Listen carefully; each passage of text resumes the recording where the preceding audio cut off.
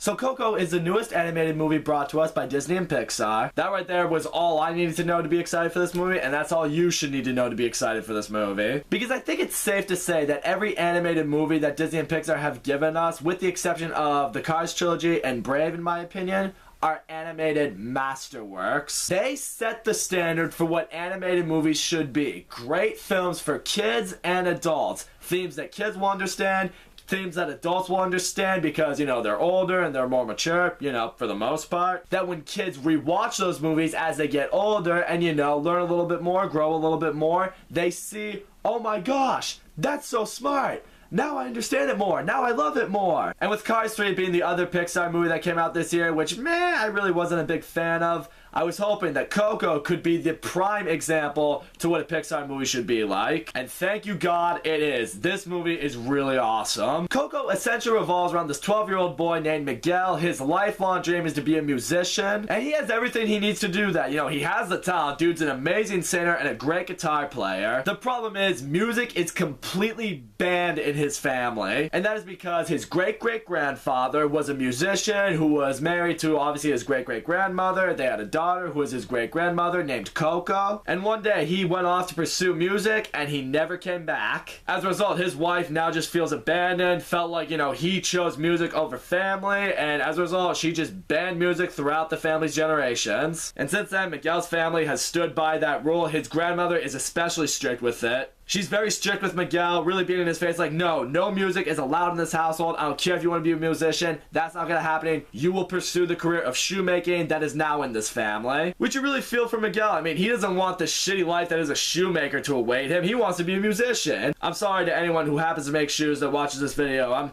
I'm not knocking your profession. I'm just saying being a musician just sounds a little bit more appealing. But one of the reasons Miguel wants to be a musician so bad is he idolizes Ernesto de la Cruz, who's regarded as one of the greatest musicians ever. And then one of the areas that I will say I immediately became a little weary towards the movie of is at one point you see the photo of, you know, what was the great-great-grandfather. His head's taken out. You see him holding this guitar, and it's the exact same guitar that Ernesto de la Cruz uses. And immediately when I saw that, I was thinking like, oh, Ernesto de la Cruz is the kid's great-great-grandfather. Like, I really hope that wasn't meant to be a big twist later because it's pretty obvious. Thankfully though, what I liked that the movie did is Miguel is able to make that connection pretty quickly, and he discovers, oh my gosh, Ernesto de la Cruz is my great-great-grandfather.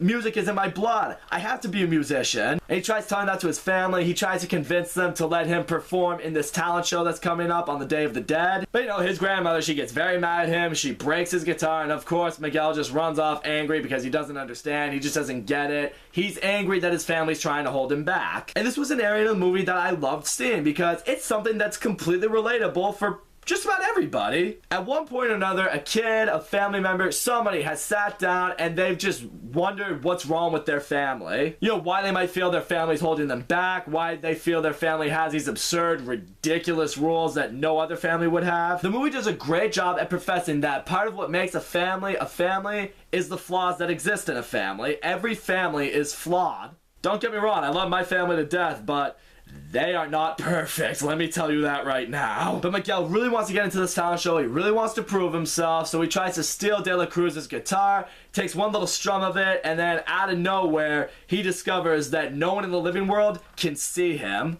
The only thing that can see him is Dante, which is this little street dog that he's friends with. And right here is when we get to learn a little bit more about what the Day of the Dead entails, or the holiday behind it anyway. Because I will say, me being an American, I don't really understand Mexican culture. I don't really know a whole lot about the Day of the Dead. And again, what I love that this movie touched on is, you know, it explains how the Day of the Dead is celebrated in Mexico. The people in Mexico will put dead family members' photos up so they can essentially cross this bridge that'll bring them to the land of the living. You know, they lay out these, you know, colored leaves for them to find their way to them. I was very happy to see how much I learned about Mexican culture in this movie. It was very enlightening. And of course, when all these, you know, dead spirits, these skeletons come to the land of the living, you know, no one in the land of the living can see them, but Miguel can now see them, and they can see Miguel. As a result, Miguel runs into his dead family members. They now bring him to the land of the dead because they can figure out what's going on with him. And now in this moment, we get to the land of the dead itself, and I really love this world. It's one of the many compliments I can always give to really any Pixar movie. Whether you really love a Pixar movie, whether you just like it, or whether you don't have a soul and you hate it, what everyone can always appreciate is the world that Pixar is able to create with its movies. Whether it's with living toys, or talking cars, or superheroes, or monsters that hide in your closet, or the ocean, or what's going on in your mind, or in this case, the Land of the Dead, the world is always genius and engaging, and it's just awesome. And the world that is the Land of the Dead, again, it's so intriguing. You know, those colored leaves, you know, that, you know, people in the Land of the Living leave so people in the Land of the Dead can come see them. That turns into a much larger, really big scale bridge for people in the Land of the Dead to cross to. You know, there's that theory that everyone has that animals can sense dead people, and you discover why is because when animals cross into the Land of the Dead, they become these guiders that, you know, bring people into the Land of the Dead and then to the Land of the Living. There's an actual word for it. I can't remember what it is. If any of you know, feel free to correct me on that. And, you know, they also run it how, you know, you can only cross into the Land of the Living if a family has put your picture up so you can go and visit them. And the world itself just looked beautiful. I mean, it's Pixar animation, so you know it's gonna look beautiful, but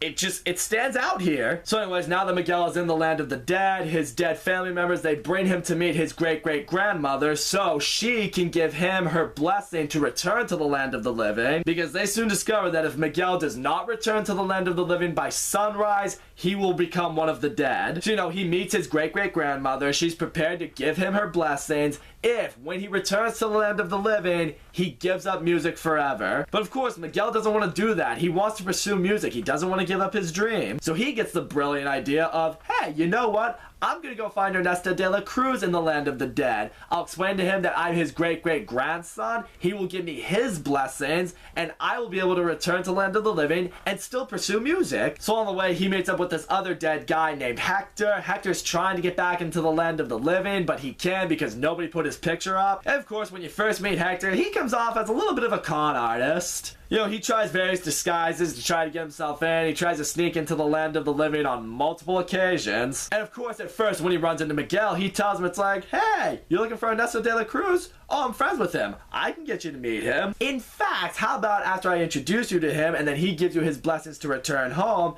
you take with you a picture of me to put up so I can return to the Land of the Living so I can visit my daughter. What do you say, kid? And now the two go on their little adventure together. And what I do love seeing is the chemistry that does develop between Hector and Miguel, because of course, you know, you feel like, you know, Hector is just trying to take advantage of this kid, but along the way, you do see this friendship building between them. At one point, the Land of the Dead is having its own talent show, and the winner will get to meet Ernesto de la Cruz. So Hector tells Miguel, it's like, go up there on stage, perform. If you're a musician, this is your chance. This is how you're gonna meet your great-great-grandfather. And, you know, he's giving him these tips on, you know, how to perform, how to relax, you know, what to do to really make yourself a great singer and a great performer. And it is a moment that does make you begin to warm up to Hector a little bit more. Not that he ever disliked him necessarily, but you really do see that he is someone with a good heart. He just wants to get back to the Land of the Living, and when you get desperate enough, you're gonna try anything. There's that one moment in particular, it was before the talent show, they needed to get a guitar for Miguel to perform with, so, you know, there was this one really sick guy in the Land of the Dead that they got the guitar from,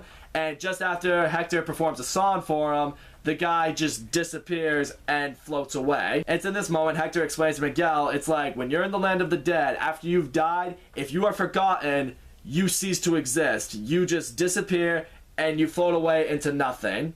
This is essentially called the final death. And this is exactly why Hector's trying to get back into the Land of the Living, because his daughter is slowly but surely forgetting about him, and she's the last person in the Land of the Living that remembers him. So if she forgets about him, you know, Hector will cease to exist. And soon enough, after Hector and Miguel kind of have a falling out because they feel neither were really honest with each other, Miguel is able to sneak into Ernesto de la Cruz's party. And, you know, here Miguel introduces himself to de la Cruz. He tells him, it's like, I'm your great-great-grandson. And at first, de la Cruz is like, this is awesome! I have a great-great-grandson! Cool! And so, you know, in this moment, Miguel and Ernesto de la Cruz, you know, they're talking with each other for a while. You feel like they're bonding. And, you know, Miguel explains his predicament to de la Cruz. He asks him, it's like, can you send me home so I can pursue music as well? And de la Cruz, he's like, yeah, sure, why not? Here, I will give you my blessing right now. However, just before he can, Hector shows up. He storms into the party. And here we discover exactly what the relationship was between Ernesto de la Cruz and Hector. It turns out when they were both alive that Hector was was Ernesto de la Cruz's songwriter, which explains why Hector is also a very gifted musician. So essentially, Ernesto de la Cruz used Hector's songs to become famous, and then it reached a point where Hector wanted to return home to be with his family. He didn't want to, keep being on the road to do music. And Ernesto de la Cruz, he didn't really like that, so he decided, alright, but before you go,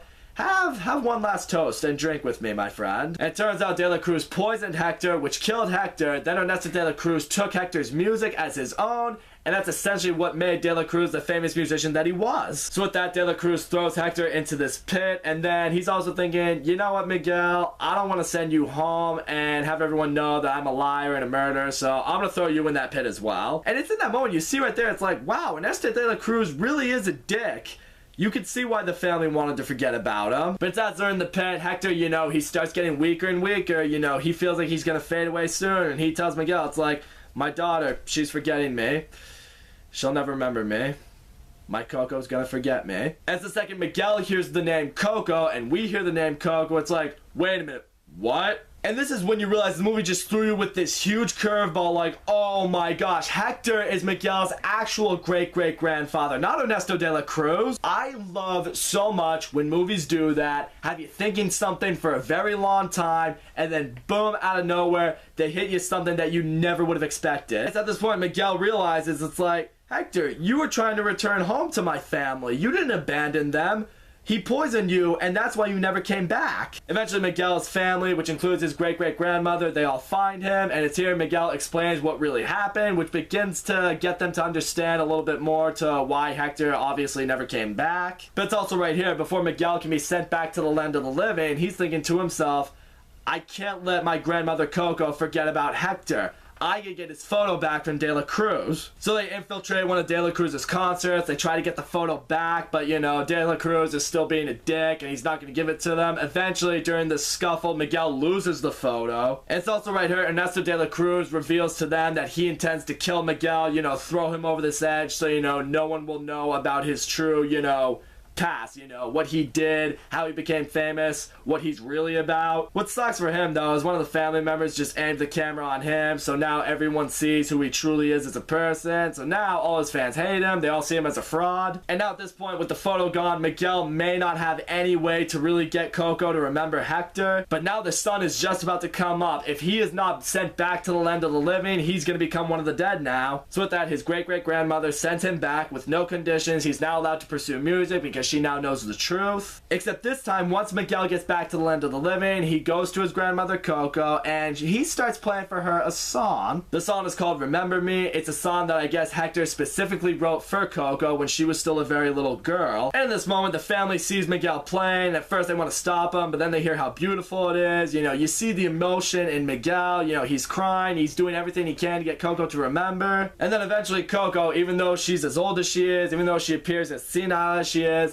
she starts to come alive a little bit more. She starts to remember this song. It's a really emotional moment that just tugs on your heartstrings so freaking hard. I'm gonna tell you right now, I never cry in movies, but even I was sitting in my seat just like, don't cry, don't cry. You're a fucking man. Do not cry to this movie. Don't do it. Okay, so I didn't cry, but my eyes really welled up in tears. I'm gonna tell you that right now. And then finally, Coco's able to remember, and she's like, that song is beautiful. My father used to sing that for me all the time. Here's some of the letters I have from him, and now she starts to remember him. And with that, Miguel's grandmother, she finally sees what music means to him, what it does indeed mean to the family, so she lifts the ban on it as well. Miguel can now pursue being a musician. And now the movie flashes forward 1 year later. Miguel has a new baby sister, and he's telling her all about the Day of the Dead, showing her all the pictures of the family. And now that Hector has a new picture up, thanks to one of the pictures Miguel found in Coco's letters, he can now go back to the land of the living. He goes with Imelda and Coco, who has now passed away. And they all visit with the family, and Miguel's playing everyone music, and everyone's loving it, and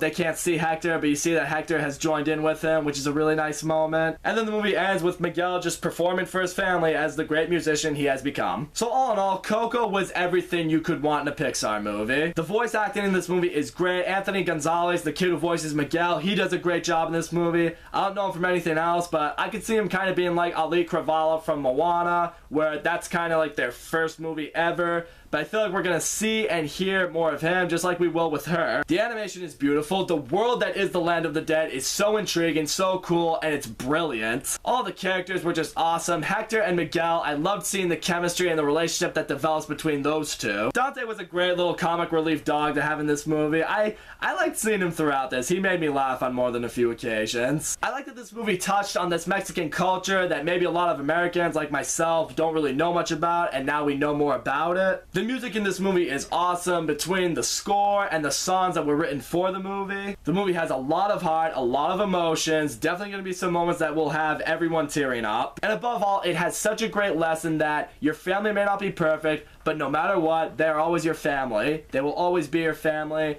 and you should always love them as your family because they always love you, even if you may not think that's true at sometimes. And in the end, in a year that's been relatively quiet for animated movies, Coco is unequivocally my favorite of the year. So that's all I gotta say, guys. Thank you so much for watching my video. Don't forget to leave a comment, like, subscribe, and I will see you all next time.